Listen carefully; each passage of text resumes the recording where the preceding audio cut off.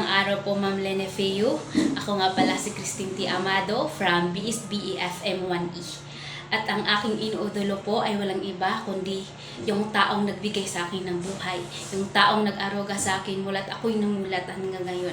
Walang iba kundi ang aking ina. Idolo ko po ang aking ina dahil may mga katangian siyang hindi kaya ng iba. Sa kanyang haba ng pasensya, napapabilib talaga ako kahit may mga panahon na matigas ang aming mga ulo, kahit may mga panahon na hindi kami nakikinig sa kanya, pero bilib talaga ako sa kanya dahil sa haba ng kanyang pasensya at kahit anumang kasalanan namin, patuloy niya pa rin kaming minamahal, pinapatawad at iniintindi. At kaya rin niya lutasin yung mga problema na hindi sinasabi sa amin o hindi sinasabi sa mga ibang tao dahil ayaw niya ho kaming mamroblema din at ayaw niya din kaming mapahiya.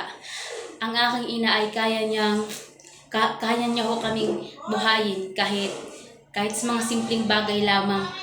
May ama kami na bumubuhay sa amin pero ang sakripisyo ng isang ina ay talagang napapabilib ako dahil ang ina nagtatrabaho si mama sa bukid at inaalagaan din niya kami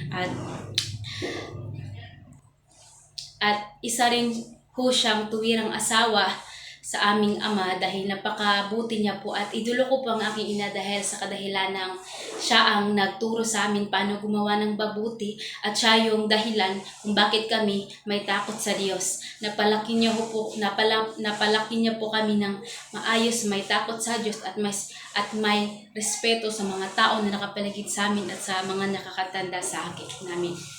Idolo ko ang aking ina dahil tinuruan niyo po kami mula pagkabata hanggang ngayon na marunong tumulong sa ibang tao, marunong rumispeto sa ibang tao. At napatunayan ko ho yun na mabuti siyang ina dahil napalaki niya ho kaming responsable. At lalo na ho ngayon, mas napapabilib ako sa aking ina ang kanyang sakripisyo dahil naintindihan ko po mula nang ako'y nag-asawa din noon na hindi biro ang maging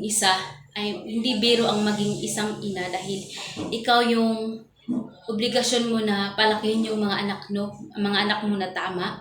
Obligasyon mo na gabayan yung mga anak niyo hanggang sa paglaki dahil ang responsibilidad ng isang ina ay hindi nagtatapos sa panahon na ang anak niyo ay malaki na, ang anak niyo ay nag-asawa na. Kahit nag-asawa na ho ako, kahit nag-asawa na kami, ay patuloy pa rin hong nagagabay ang aming ina, nalalapitan din namin. So ang obligasyon ng isang ina ay hindi matatapos.